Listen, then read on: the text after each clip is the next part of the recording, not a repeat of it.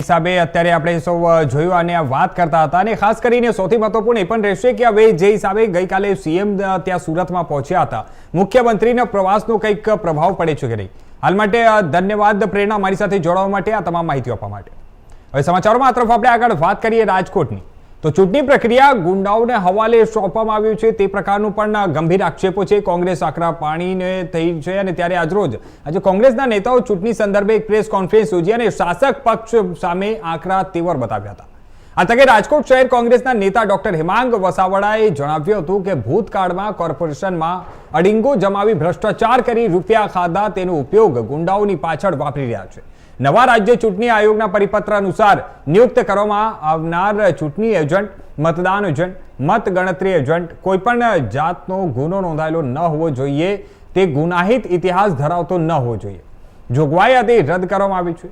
આ વાક્ય દ્વારા ભાજપ શું સંદેશ આપવા માંગે છે તેવો પ્રશ્ન ઉઠાવ્યો હતો અને સાથે પૂર્વ કોંગ્રેસી નેતા મહેશ રાજપૂતે પણ આક્ષેપ કરતા કહ્યું હતું કે ભાજપના નેતાઓ ગુજરાત આખામાં ગુંડાગીરી કરી રહ્યા છે, લોકશાહીનું ચીરહરણ કરી રહ્યા છે, ધમકીઓ આપી રહ્યા છે. અને આ સાથે રાજકોટ શહેર કોંગ્રેસ પ્રમુખ ડોક્ટર રાજદીપસિંહ જાડેજાએ પણ લોકશાહી બચાવવા માટે આ મીડિયાની મદદ માંગી છે. તેમજ કોંગ્રેસના આ નેતાઓએ રાજ્ય ચૂંટણી કમિશનરને એક પત્ર દ્વારા તાત્કાલિક આ ફેરફાર અટકાવવા માટે અપીલ કરી છે. પ્રેસ બોલાવવાનું મુખ્ય કારણ એ છે કે ગુજરાત ગુંડોના હવાલે થઈ ગયું, ગુજરાત ગુંડાઓના હવાલે થઈ ગયું છે અને ચૂંટણીનું ચીરહરણ થયું છે. હું તમને હમણાં બધી કોપીઓ આપીશ.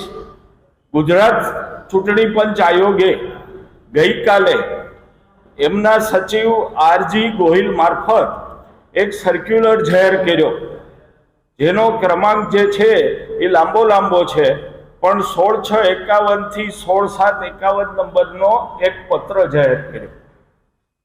આ પત્રમાં મતદાન મથકમાં એજન્ટ તરીકે કોણ બેસી શકે એની એમણે સ્પષ્ટતા કરી. નકલ હમણાં તમને અમે આપશું 10 મિનિટમાં. પણ વાત એ છે કે જે સુધારો એમણે કર્યો એ એક્ઝેક્ટ વર્ડ ટુ વર્ડ હું વાંચું. વધુમાં આયોગના પરિપત્રની નિયુક્તિ કરવામાં આવનાર ચૂંટણી એજન્ટ અથવા મતદાર એજન્ટ, મતગણતરી એજન્ટ પર કોઈ પણ જાતનો ગુનો નોંધાયેલો ન હોવો જોઈએ કે ગુનાહિત ઇતિહાસ ધરાવતો ન હોવો જોઈએ, એ જોગવાઈ આથી રદ કરવામાં આવે છે. એટલે અપરાધીઓ, ગુંડાઓ, સજા પામેલા, ખૂન કેસ, ટોર્ચર, ખંડણી, બળાત્કાર, આ બધા જ લોકો હવે ચૂંટણી મથકમાં એજન્ટ તરીકે બેસી શકશે, એવો આ પરિપત્રનો સીધો અર્થ થાય છે.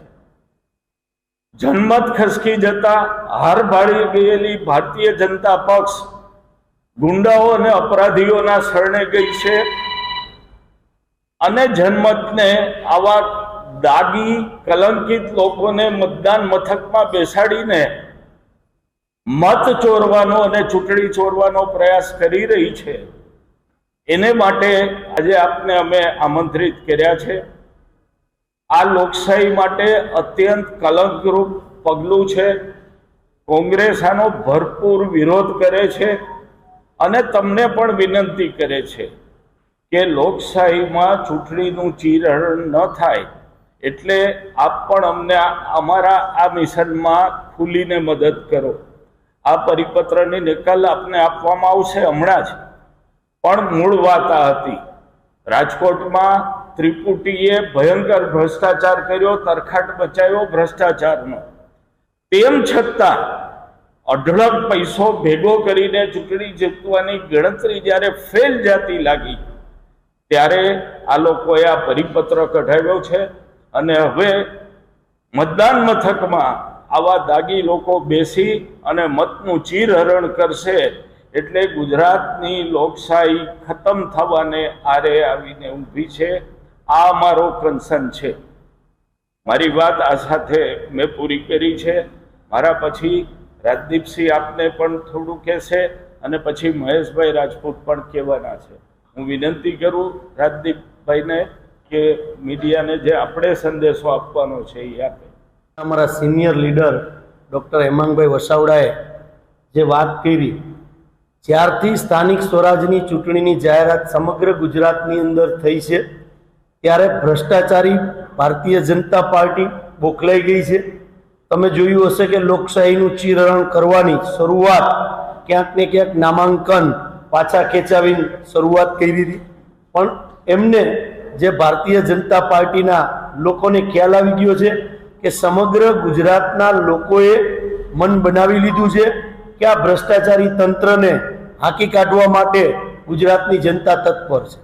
રાજકોટની અંદર પણ ક્યાંક ને ક્યાંક આવા પ્રયત્નો ભારતીય જનતા પાર્ટીના ભ્રષ્ટાચારી શાસનના લોકોએ કરેલા હતા, એ પણ ક્યાંક સક્સેસ ન જતા આજે રાતોરાત ગુજરાત ચૂંટણી પંચને એવું તો ક્યું સ્વપ્નું આવ્યું કે ચૂંટણી ઉમેદવાર છે એ પણ સજા પડી ગઈ હોય, કોર્ટે સજા આપી દીધી હોય તો લોકશાહીની અંદર પંચાયતની પણ ચૂંટણી લડી શકાતી નથી. જેમના ઉપર કેસ ચાલ્યો હોય અને કેસની સંપૂર્ણ સુનવાઈ થઈ ગઈ હોય અને સજા જ્યારે કોર્ટે આપી દીધી હોય ત્યારે એ ચૂંટણી પણ લડી શકાતી નથી. આ બંધારણીય જોગવાઈ છે. તો રાતોરાત એવું તો શું થયું કે પોલિંગ એજન્ટ તરીકે અને ચૂંટણી એજન્ટ તરીકે તમે 302 નો આરોપી નહીં પણ આરોપ સાબિત થઈ ગયો હોય, આરોપી નહીં આરોપ સાબિત થઈ ગયો હોય નીચલી કોર્ટમાં, હાઈકોર્ટમાં કે સુપ્રીમ કોર્ટમાં, જે સજા કાપી હોય એ પણ આની અંદર બેસી શકે, ચાહે 307 નો ઉમેદવાર હોય અથવા 376 નો બળાત્કારી નો ઉમેદવાર હોય. તો રાતોરાત એવું શું થઈ ગયું